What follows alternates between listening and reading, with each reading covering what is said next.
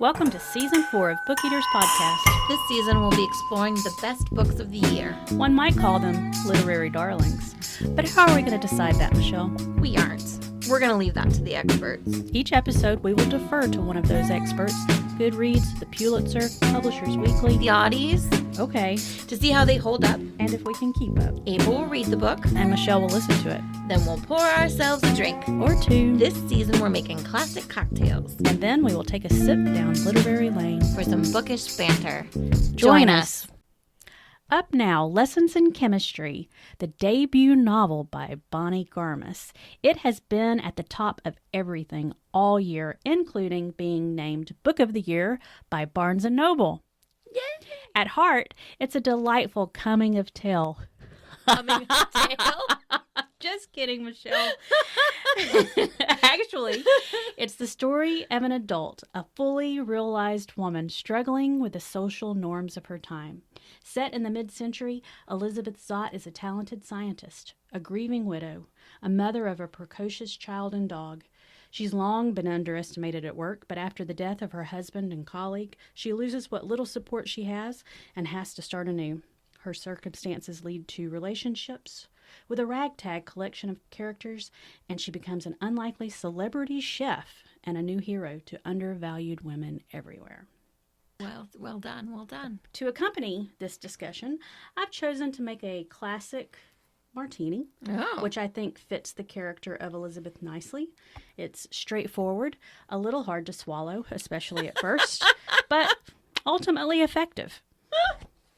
So, cheers.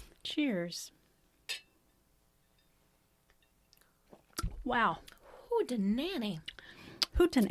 So, yes, it is packs a punch. Per serving, 2.5 quarters of gin. Some people use vodka, but we are gin lovers ourselves. An ounce of vermouth, some dashes of bitters. Garnish it with olives or onions. Done and done. Is that sweet vermouth or dry? Oh, dry, because Elizabeth herself is very dry. Right, that's true. She is very, very dry. All right, so I'll be honest, I actually read this book well in advance of this episode. Samesies. I think I might have read this book before you did. And so I did have to refresh a bit. Yeah.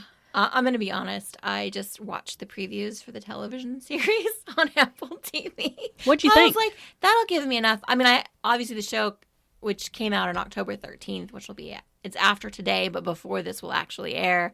It looks like it's going to be good, though. And I really like the actress, Captain Marvel, they've got playing Brie Larson, yeah. She was somebody else, too.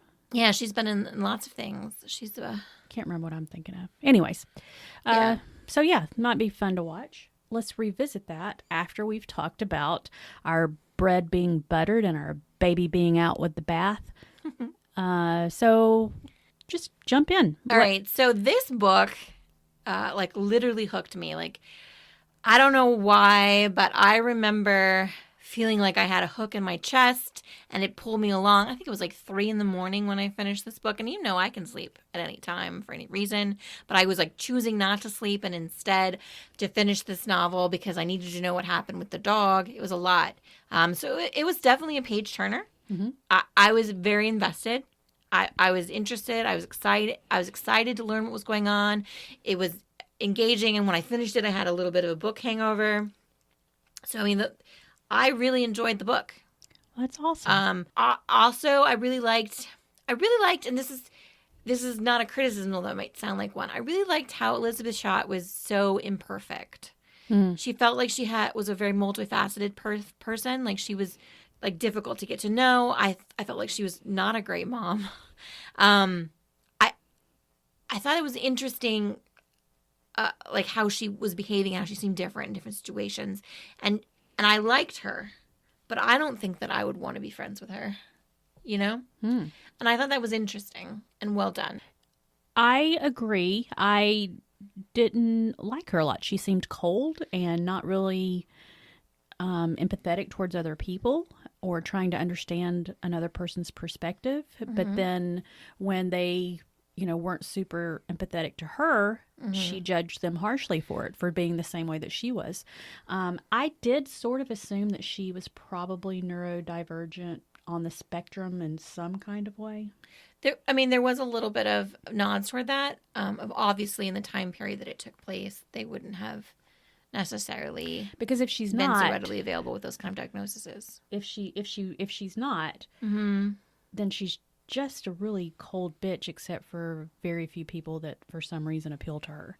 She has, and part of me really respected that, because Right. with my upbringing, you're nice to everybody. I really respect people that can just be, I'm not going to pretend, and not care. And she was definitely unconstrained by any sort of societal expectation. And I definitely respected that. And it was real. I'm not sure that I respected that. In fact, that may have been what I didn't like about her. Like, she never compromised, ever. And I've noticed that that's a common thing with heroes, is they're uncompromising and they get it done, and that's why they're successful, because they don't compromise. But I definitely hate people like that in real life, Like, I don't want to be friends with someone who's not willing to, like, compromise with me on when we're going to go to dinner, ever. Yeah, I mean, Sometimes you have to let people have their way. Sometimes you do. for me, Yeah. if we're talking about character buttered bread, Right? it's the supporting characters. I Oh, loved they were so good. Harriet. Yes. I loved The dog. we'll get into that. Oh, it's not about bread, huh? Okay. I loved the priest. I call him Hot Priest as sort of a reference to Fleabag. Oh my But goodness. Wakey, I think Wakely, his name was. Yeah, I like the priest too. I actually, we start out hating Mrs. Frask, and she has her redemption arc. Yeah, she does, She definitely. starts out being the HR bitch who, like, is competitive with Elizabeth and assumes that everything Elizabeth's doing is part of some sort of underhanded scheme. And Elizabeth's like, no, I just don't even play the game. So no, this isn't like a long play. And so she eventually realizes that she messed up and she makes amends for it. I loved her character. I also, the radio guy that gives her the opportunity, who's just trying to be a good single dad. He's a sweetheart. I did like him too. And the husband. Frank. The husband wasn't bad. I liked him. He was Oh yeah, but interesting. he was just there for a minute. Well, I mean, he was there for more than a minute. Yeah, he was kind of generic to me. I liked him. I also really, I love when people love things. So I also really love the rowing in the story, and her, like, learning to row and being connected to rowing. And then after the book was over, there was like a Rowing sounds terrible to me. I want no part of it. yeah, Except for the early morning. it's not for everyone, but I love it when people love stuff and, like, when they're really all about it. When, Yeah, but I mean, know? I find it weird that, okay, it wasn't even like a normal sport for women in that time. She goes out like one time and suddenly, join the team. She's amazing. She wasn't amazing in the beginning, though. Oh, She it was really quick, though. For you to condition yourself to do that kind of a sport, especially during that time as a woman, suddenly you're able to keep up with the boys. All right, we're not talking about bathwater. Okay, you're right. We're talking about what I liked about the book right now. Dr. Mason, who was part of the rowing team, Yes. and then when she did get pregnant, he was there for her. He was great. So as I was saying, the author at the end of the book, the author has like a note where she talks about the book and writing the book. Oh, And she says that the only really true thing in the book is the rowing, because she loves rowing. And she is really involved in rowing and in rowing teams. And so I thought that really came through. Apparently you did not, but I thought it came through. well, it sounded miserable. Because I think you don't like sports. No, I mean, I like to. I tell you guys all the time You when we're are on a hikes. walker, yeah. I am a famous walker, and I am highly susceptible To adrenaline. to exercise endorphins. Right. But I still But think I don't want to hurt. I want. you've never been sore after No, like and a I'm really sore good right now workout? because I've been working on my core. Oh my God, But girl. what she's talking I was about, sore, but from throwing up. I had the flu, and my abs were like, it felt like I'd done 1,000 sit-ups. That's Don't a- get the flu as an adult, you guys. no, do if you want to Don't. work your core. No, God. It was like the wrong muscles, like the inside core muscles that, like, oh, it was awful. It's awful. I'm just saying, she may have thought she was loving. You know what I feel like what she was doing, though? What? She was describing rowing in a way that would exclude people. Like, there's just some elite athletes that not everybody can do what she does. Or the only great thing about it was getting up that early. Or she was describing rowing as something that's really beautiful, so people will want to try it. No one reading that description would want to try it. Maybe. You know, I don't want to bleed. I don't want my hands to bleed. Did you ever read The Discovery of Witches? I tried it, but I didn't get into it. Deborah Harkness. So the character in that book also was a rower, and I think that it's a common thing that people like it. And the husband was obsessed with it too. It was a very important thread in the novel. Whatever. I liked it. Did you have any other bread that you'd like to talk about? I'm not sure. Like, I'm trying to remember now what it was about the book, and I think the pacing was really great. But I liked how, like, there were parts of the book so you can almost like section them off in your head, and each part almost felt like its own. It had its own like rise and fall, rise and fall. That was nice because it was like this is the early part of her life and falls in love with a guy, and then this is her struggling to be a scientist, and now this is her being a chef. I really liked the pacing and the way the book was put out, and it's phenomenal. This is a debut. Well, I think she was like a copywriter for like 40 years or something. I mean, yeah. I would say I also really liked the cover of the book. I didn't. I thought that it looked too much like chick lit. That's what I loved about it. You want to talk about subversive. You know, you get in the people who think they're just going to get their little book read. Much like she did to the audience of her cooking show, you know. Like she's just talking to housewives who thinks they're going to click in and watch how to make the casserole to make your man happy. And then she starts spinning out, you know, science terms.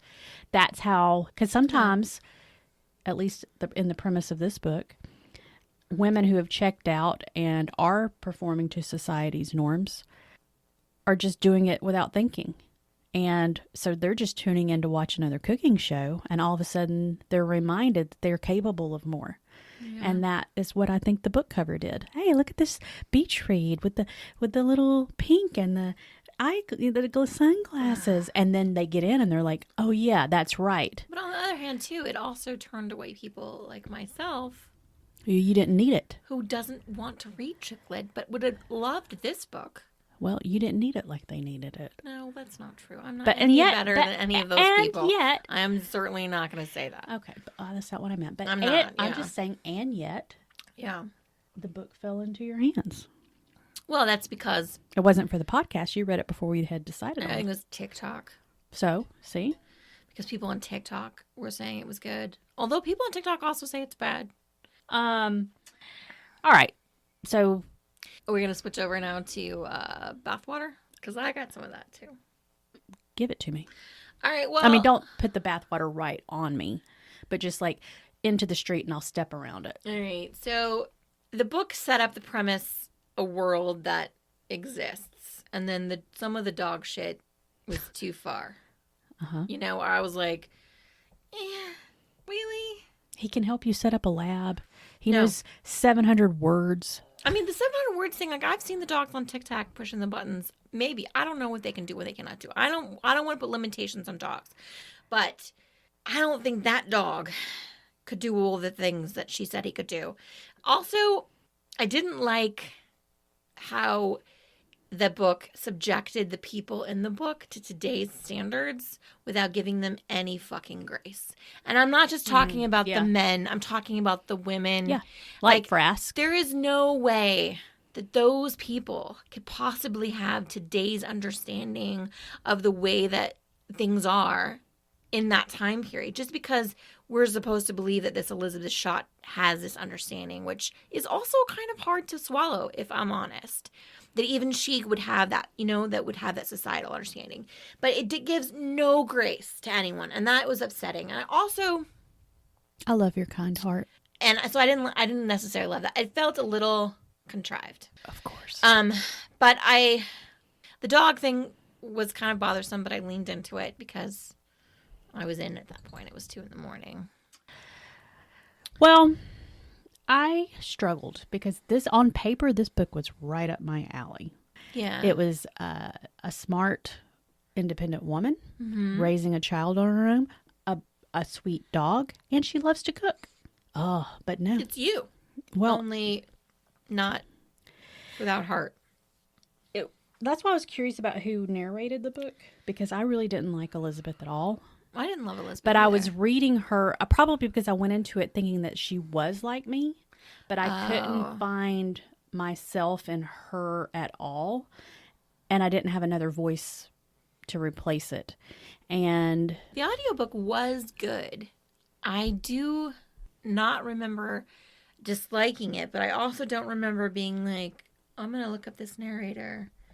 And yeah, I mean, I listen to liked all her. the things that she's done. No, I respected her. I'll say that. I respected her, but I didn't like her. I would not want to have, I wouldn't even want to eat her food. So I'm saying I wouldn't want to have. Because there was no love in it. It was all science. Well, I mean, baking is very science. Cooking is Yeah, but.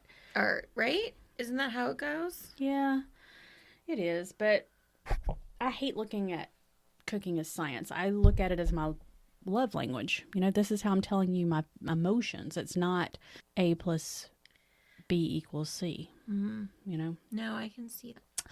I would like to address 6:30. The dog. I did love the dog. Who wouldn't love the dog? Everyone loves dogs. I'll tell you. If they don't, there's a problem with it. But I get so what she did was she kind of switched over into magical realism. Yeah, which there was no basis for it yet. You know yeah, it didn't fit with the rest of yeah. If there had been any other elements in the story. I mean, nobody loves narration by a pet or animal more than me, which is why I love Jim Butcher's The Aeronaut's Windlass so much. How many times can I plug that book? But there's like an you know what I'm saying, like a book. It didn't this fit. book also didn't set itself up very well. It set itself up as it was going to be a story about a mother and a daughter. Like the first 3 chapters, I thought this was going to be a story about a mother and a daughter. Oh. And then all of a sudden, we switch streams, and it's not about that anymore. Like I don't know that this, maybe because this is a first-time author, it felt like she didn't know what she wanted the book to be. And so she was like, I'm just going to put in all of my favorite things. Like, I'm going to wear all of my favorite things at once, and I don't care if they match. You know what I'm saying? Because, it started off with a mother-daughter thing, and then we have this magical realism in the end, and we have this love story with this tragic ending, and now we have this uprisal, and then we have all the sexual assault, which... really, do I need this graphic sexual assault in my life? I absolutely do not. I live with this. I'm a woman, or you know what I'm saying? The people who are reading this book are women. We do not need this fucking sexual assault. Yeah, probably not many every men read goddamn book. It's interesting to me that you said that it was her debut novel, and you felt like she was just throwing everything but the kitchen sink in there. Let me put all my favorite things in there. Because that description makes it seem like it was with heart. And I felt just like with Elizabeth, who approached cooking from a science. Right. Yeah, we've had these drinks now. And it made me think that this author, especially considering that she was a copywriter for so many years, approached the book the same way. The pacing was very good. It was very mathematical. I felt like she approached it as a science of writing and not the art of writing. Well, I think also, and this is nothing against you or I, but I think we are arty people. So science people maybe express their love differently than arty people. So maybe it is still labor of love, but it just comes across in a very scientific way. It's interesting. I'm going to interject. Okay. Because one of the things that I considered for the bookend was that sort of dichotomy. I love that word. I'm a crazy fan of dichotomy. Does it fit? Between science and art? Yeah, that definitely fits. Can you give me an example? Obviously, the book is one. Cooking is the perfect example of the dichotomy of science and art. That's the for perfect sure. example of that. And so Alton Brown would be on the sciencey side of it, and Ina Garten would be on the love side of it. I mean, she doesn't even... I've seen the way she measures her flour. It's with the heart. It's not sciencey at all. Okay. I think music, obviously Bob Dylan super art, but Rush or Miles Davis, it's very sciencey and mathematical. Isn't Miles Davis jazz? Yeah, but it's very. Have you listened? I mean, I get that it's talented. I listened to Miles Davis, but I it always seems thought jazz was very much riffy. It seems like he's just doing math calculations in his head the whole time. He's not thinking about a person or a memory. You know, I mean, that's what I'm saying. So I don't get that vibe. So that was going to be okay. Well, that was going to be the bookend. So thankfully, I aborted that. Okay. But I'm going to throw one at you just as a little craziness. Yeah. Because TV and film is like your thing. I do love give TV me and film. Give me an example of a really excellent, executed in a sciencey sort of way versus something that maybe wasn't scientifically good but was really arty and beautiful. Go. So the first thing that comes to mind is Scorpions, which was a show about a genius who solved problems with like genius things, and all of his like genius things was had holes in it. Like it was like Swiss cheese. No, I'm not talking about plot. I'm talking about like the people who did it. Like, but the way that he described it was very artsy and believable, so that you kind of felt like it was sciencey when it was really. I have no idea, so I'm going to assume that that's a great answer, Michelle. Well, that was the art. Art was sciencey, but like it's something that's very scientific, like something that you can look at and realize that execution-wise, that was well done. Oh, okay, yeah, okay. But so you don't see the beauty in it. You know, one of my pet peeves with film is when directors put more emphasis on craft than they do on story. So, like, Wes Anderson is a perfect example of this. Wes Anderson, out of your mind. Keep it down, Bruce Lee. There is so much heart. Wes Anderson is all about the craft.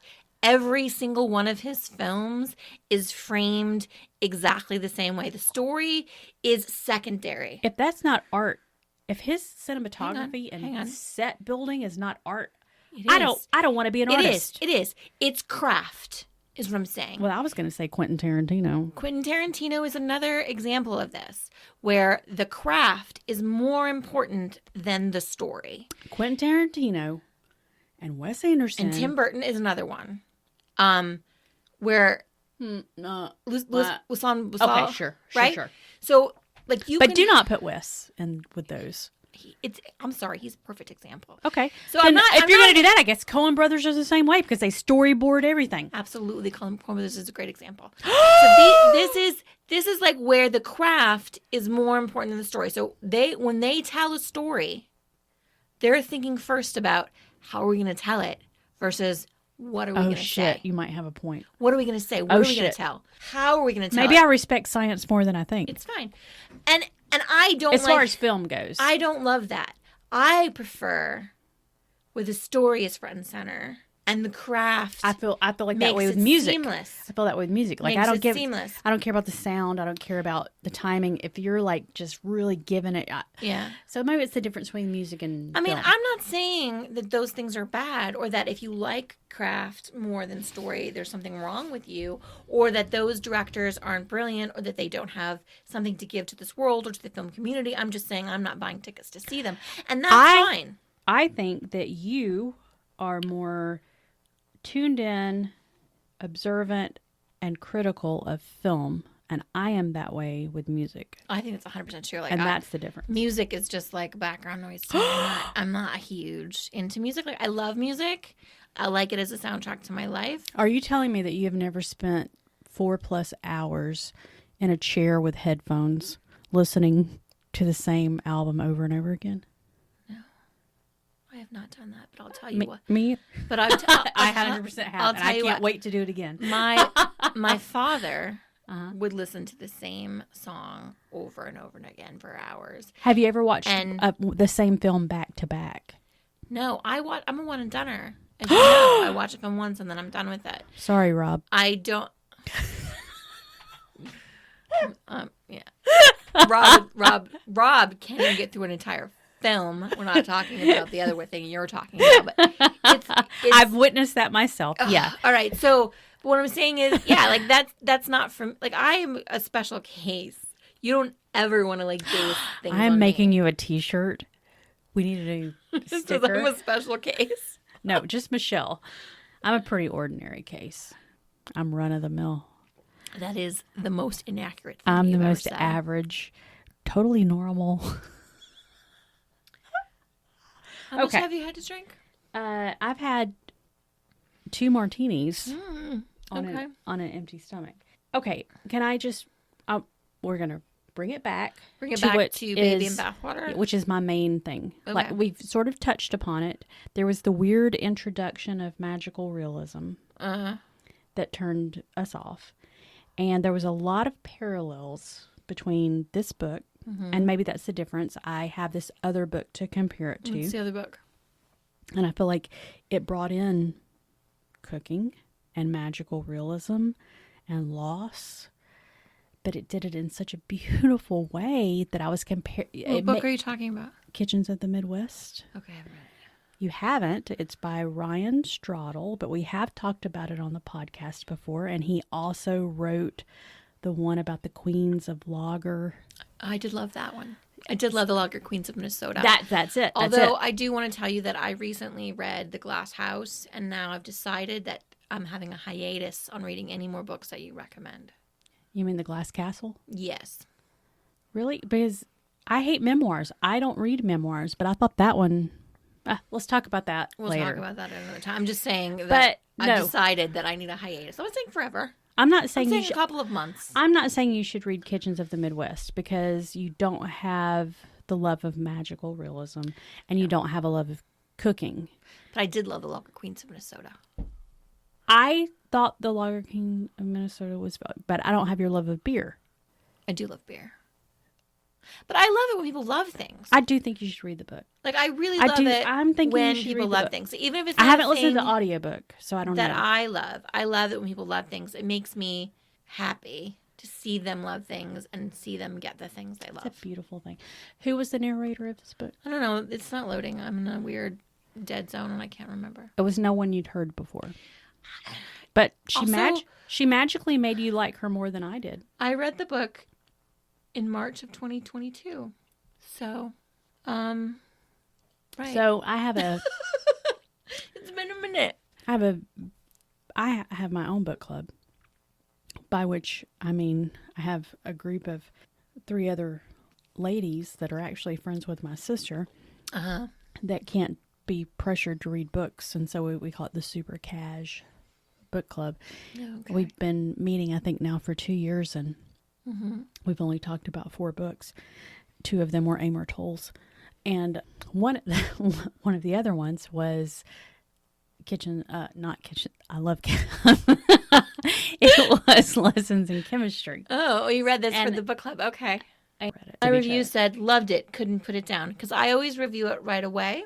Mine was disappointed. She wasn't who I thought.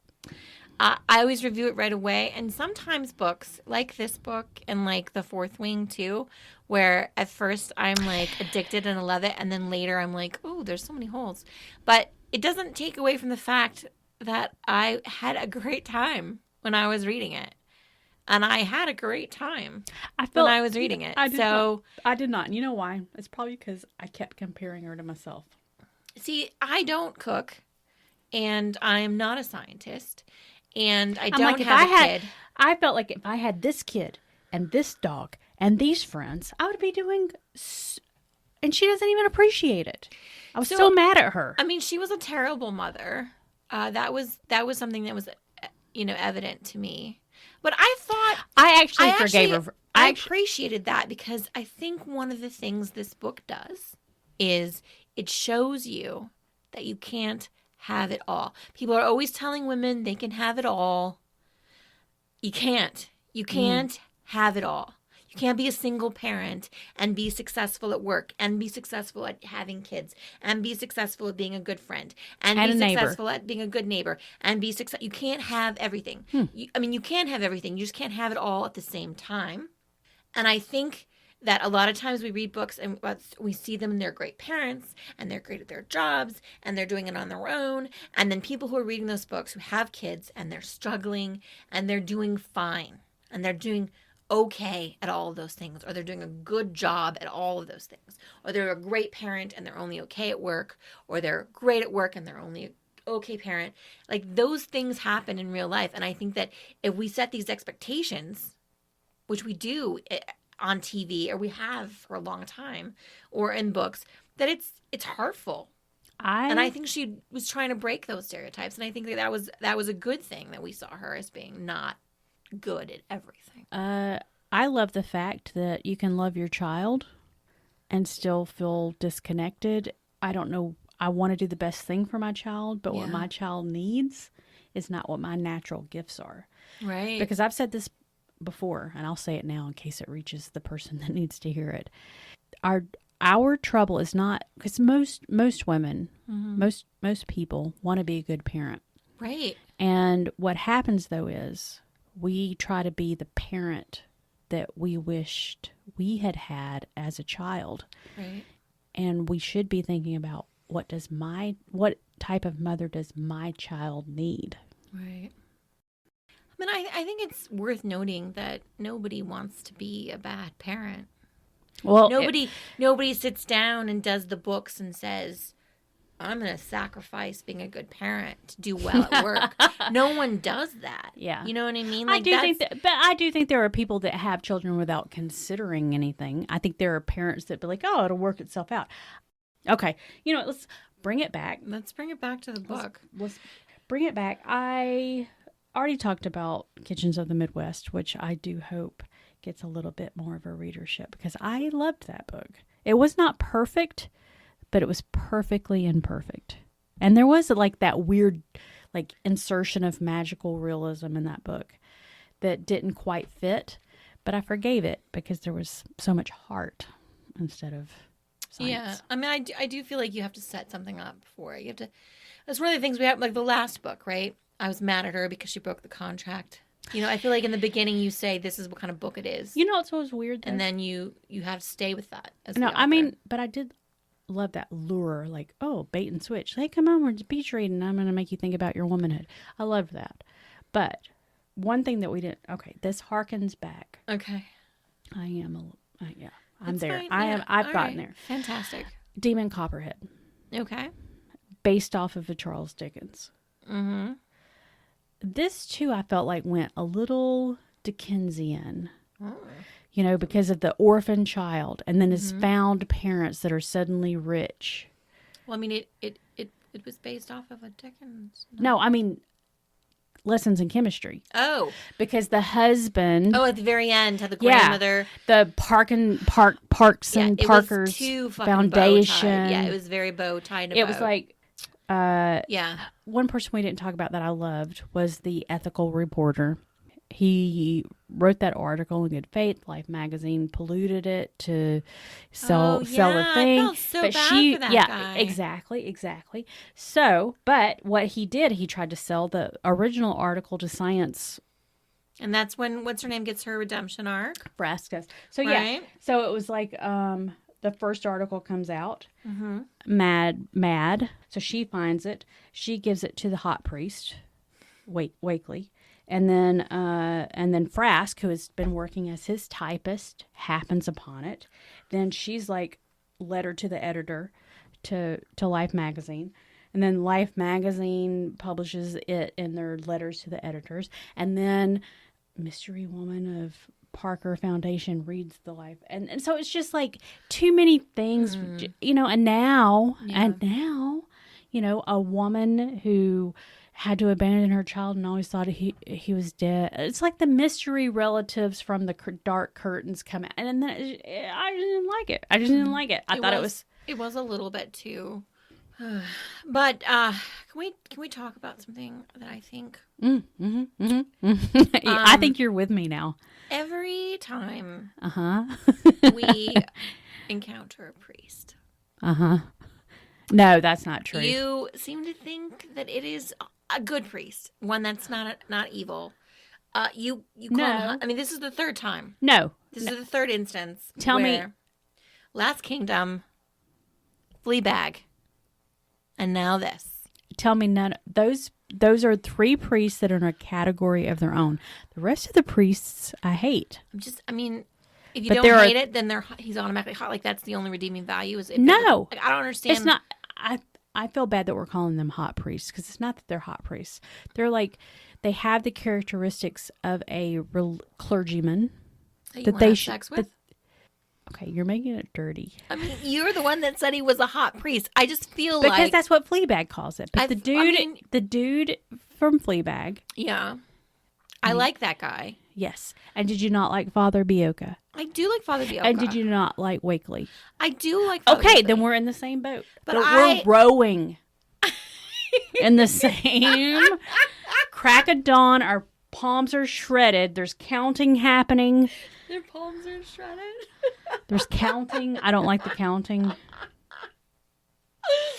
Okay. Should we get into the bookend? Yeah.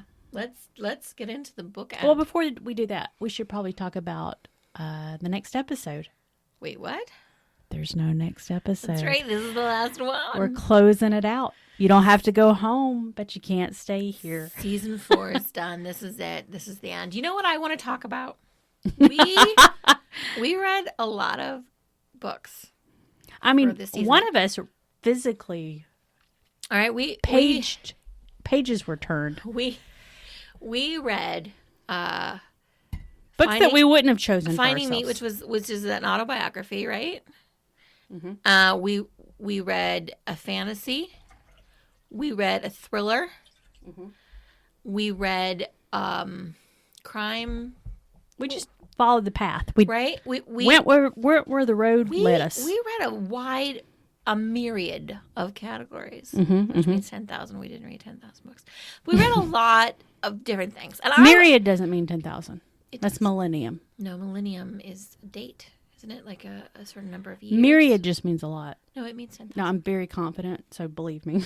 No, but I'm also very confident because Alexa, she's not here. She's never here when we need her. All right, finish what you're saying. I don't need her. This season we have done a lot of shit. We read a lot of books, and I would like to say that at least 5 of those books, no, 4 of those books I really liked. 2 of them, And would they be books that you would have read anyway? 2 of them I respected, and 2 of them I regret. The one I would have, yes, all of the ones I liked, I probably would have read anyway. Or I did read anyway. None of the books on the list you would have never read had it not been for The 2 that I respected and the 2 I disliked. which were? The 2 that I respected were serial killer one. Hang on. I'm going to get my pen out. What was the serial killer one called? It was Notes on an Execution. Notes on an Execution. Jesus Christ, Michelle. And Demon Copperhead. All right, so you're saying there's 2 categories from this book. Respect. There's 3 categories. I liked, I respected, and I regret. Okay. All right. Okay. For me. Respect, liked, regret. You're going to have to remember what we've done because. Okay, so the first book we did was Finding Me, and I liked that one. Okay, so Michelle liked. What did you like it? I respected. All right, the second book we read was Happy Place. I loved that one. Loved was not a. I liked it. No, we got to add loved. I need that disclaimer. I loved. All right, so Michelle loved. I liked. And then the third book we read was Babel. I loved. I liked Babel, and I would have read that one anyway. Okay. Also Happy Place. I definitely would have read anyway. The fourth book we read was Notes on Execution, and I respected that one. I respected and loved. So they choose double points. Choose. No, double points. All right.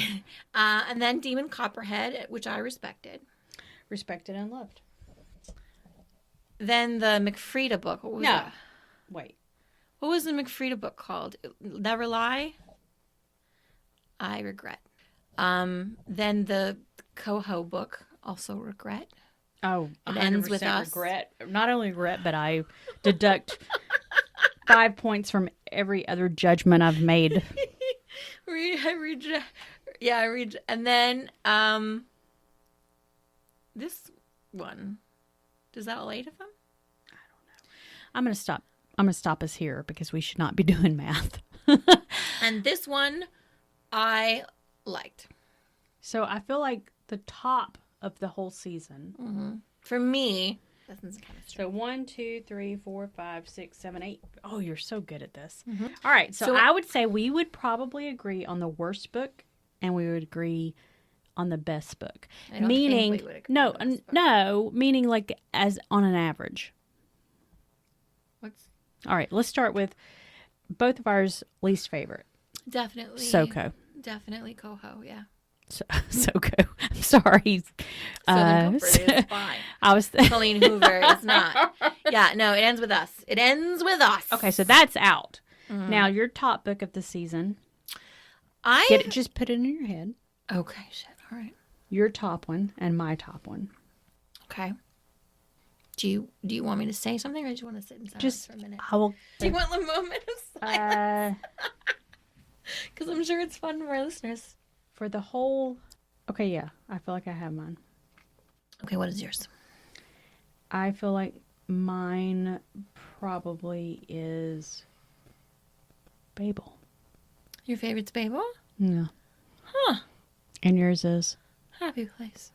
Okay, but I would have also put Babel as the one that we could agree on was the top. No, I do like Babel. I did enjoy that book a great deal. And it's fantasy, which is my favorite genre. If I was going to try to match you and be like, don't take, it would have been between Demon Copperhead and Notes on an Execution. Yeah. I thought. I mean, I respected those books. Like, I'm not sorry I read them. Mm-hmm. But, yeah. All right, let me get back to what. All right, what was your book? I just want to get back to my business. Get back to your business. I'm sorry, I'm taking over. It's the bookend. Well, like I said, I had originally had the idea that we would talk about art and science. Yay. But then I thought about what you did last episode, and I decided I'll quiz you. Last episode, I did the whole, rank, it's a 10, but didn't I? Oh, yeah. Oh, but that hasn't been released yet. Oh, it has. Okay. So I thought about what I did to the Babel bookend. Yeah, all right. Where I had no idea. I deserve it. It's fine. So I thought I'd bring up some cooking terms. Okay. And you can explain the chemical reaction that makes it happen. Oh, that's exciting. All right. Oh, it's not. That would be cruel. So I'm not going to do that. What I'm going to do instead is explain the chemical reaction and the term, and you can just try to think about what you could cook with it. Okay. All right? All right. All right. So one of the things that made me finally start thinking about the science and the chemistry of cooking was when I read about the Maillard effect. The Maillard effect. I don't know if I'm pronouncing it right because I've only read it and not heard it pronounced. But it's basically what makes toast taste good. Huh. And toast is like one of my favorite. I even had an idea for a restaurant where you would just serve really good bread and really good accoutrements. And every table, like you would have where some restaurants would have a jukebox on a table and you could play your own jukebox at the table. This would be your own toaster. So you get the fresh, as soon as it pops up, it's still crispy because of the Maillard effect. And you could spread the butter on it. Would there be timers so you wouldn't burn it? It would be very carefully calibrated toasters. Okay? Toast, I think, is like, I don't even want to get into my love about toast because I can see you're not a believer. I have a toaster. But, okay. All right. Anyways, but the Maillard effect is when proteins and sugars react when they're exposed to heat. It causes a browning effect, and then the flavors intensify and deepen. So based on that, what is a similar reaction that doesn't involve protein, just sugar? Just think about it. You're cooking sugar. Yeah. Cotton candy? And cotton candy is not cooked. Michele, think about this. You are cooking something with sugar over heat, and it is intensifying the flavor. Candy apples? No, it's a term. It's a cooking term. I thought you said you were going to give me a term and a definition, and then I was going to probably come up with the food that you would use that for. So you're changing the rules on me and then getting upset I that have I'm not had answering it correctly. 3 martinis. All right, well, what am I supposed to answer? So I'm just going to... Okay, let me start again. Okay. Like, I what want do you want from want me? to just You go. told me it was a Maillard effect. I want you to be. Or you want me to tell you what, like an example of, if it's the Maillard effect with toast, then with sugar it's Yes. called the Maillard effect. No. I want I want you to be fluid. Okay. I want you to just listen to me. Don't have any expectations. Okay. But you just gave me all the information. In the Maillard effect, if you cook doing it again. protein, okay, this will happen. Uh-huh. So that's kind of an example, but all I want you to focus on is the cooking of sugar over heat so that it darkens and intensifies the flavor. You might do it with onions. You might make a special kind of candy. You might burn them, caramelize them. Yes! Caramelization. Very, very good. Okay. So that's how it's very much going back to Babel, where I think you explained the first question like twice and I thought you were just telling me the rules. Okay. I mean, I don't think that's what happened, but all right. Good.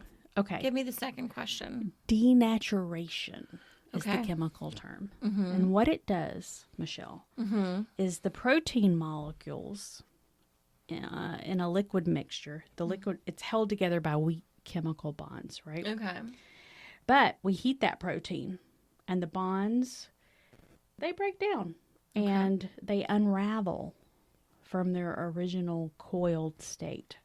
Okay. And then they come together again in a very solid state. So think about that. You have one thing that's liquidy. Solid state. So you have one thing that's very liquid. Uh-huh. And we apply heat to it, Uh-huh. and it suddenly becomes solid. Oh. Do you want me to get?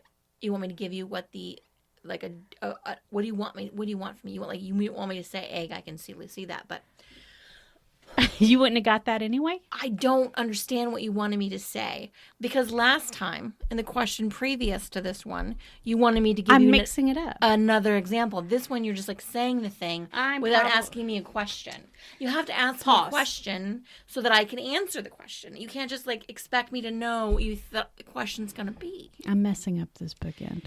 Because it's difficult for me to do that because I don't know anything about cooking. Should we start over? I can tell you that eggs harden. That's what I was trying to get you to say. In hot water. Okay. And I can tell you that other things melt in water. And ice, in its liquid form when it's hot, in its solid form when it's cold. I can tell. What is the temperature like? What is that saying? Like the same egg. No, the same heat. You've heard me say the this. Same heat This is that my boils saying. The egg Melts the butter. melts the butter. Yeah, That's what I always I say. have heard the same. All right.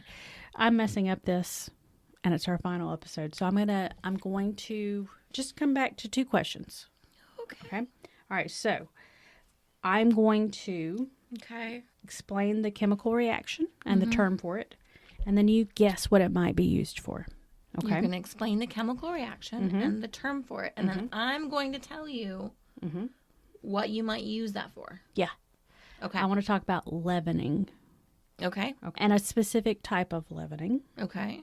And it's when mixed with an acid, baking soda causes a chemical reaction in which carbon dioxide is released. And a gas is released, and it causes things to expand. So like bread rises. Yes. Or not yeast bread, though, because you're using baking sodas. Can you think of something that you bake that doesn't have yeast? It just has baking soda? Brownies? Cookies? Okay, sure. I was going to say biscuits. Biscuits? Okay. All right. Very good. Ding, ding, ding. Okay. Now, last of this terrible bookend. Okay. It's not a terrible bookend. Hang on. It's a very clever bookend. Aw. It's very deep. I haven't executed it. I'm not being a scientist. It's a very deep bookend into cooking, and I think it's great. I mean, it was because I had to research this because I don't know the science. I just know what works, and I put my heart into it. I think it's great. Okay? I think All it's right. great. So here's one. Okay. In this case, I'm not going to tell you the term, the chemical term. You're not. No, I am going to explain what happens and the things that you can do with it, and you will give me the term. All right, this time I'm giving you the term. Okay? All right, I'm in for it. All right.